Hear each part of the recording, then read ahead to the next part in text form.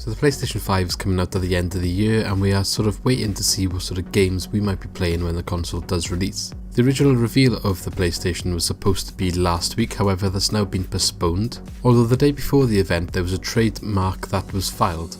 That hints at one of the games that might have been revealed on the event and will still be revealed in the event when it does happen eventually. Before we get into that then, don't forget to subscribe to the channel if you did like the content and you want to see more gaming news. Just past 200 subscribers, so 250 is the next milestone, so please help us get there, and leave a like if you enjoyed the videos. It helps support the channel massively. And a quick shout out to those who helped us get to 200 so fast, really appreciate it, and it means a lot that you're helping grow the channel. So Sony and Polyphony Digital just filed a new trademark for Gran Turismo, and this was seen on the Argentinian National Institute of Industrial Property database, which strongly hints at a PlayStation 5 release. And to be honest, even though the article I'm reading off is saying strongly hints at a PlayStation 5 release, I would just assume anyway any new Gran Turismo game at this point is going to be basically on the PlayStation 5. I wouldn't expect anything less, to be honest. So the filings were made on June the 3rd, which was the day before the original PlayStation 5 reveal event was planned, and there was also filings for a new logo for Gran Turismo as well. So there's a bit of history around the new Gran Turismo, which, to be honest, I mean,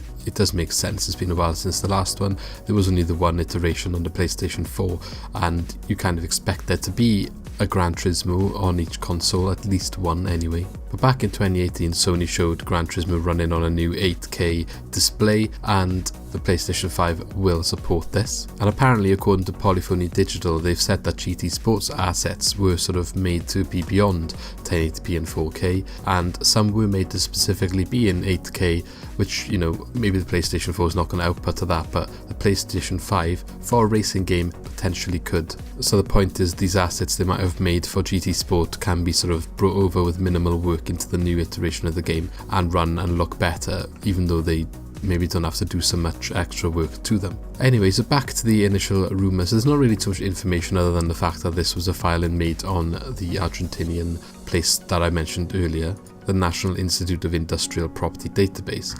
But I wouldn't normally cover something that's sort of, you know, just a filing, because these things happen all the time, and a lot of the times nothing comes of them. But to be honest, I think Gran Turismo is Sony's sort of like first party racing game, the same as Forza is Microsoft's for the Xbox. Gran Turismo is a mainstay on the PlayStations. You always get one, and most of the time you hear about it when the new console's coming out. A lot of the time though it is delayed and comes out a lot later than expected, but I really wouldn't be surprised if we did hear about it in the reveal event, and it's expected to launch with, or at least come within the first year or two of the PlayStation 5 being sort of out there. And also, racing games are a really good one to show off when they are launched in a new console, because they're kind of one of the easiest types of games to run at the best frame rate and best sort of capacity in terms of showing what the console can do. They always look stunning in racing games. It's one of the sort of, it takes less to make it look really good because there's maybe not as much going on as there is in a massive open world game.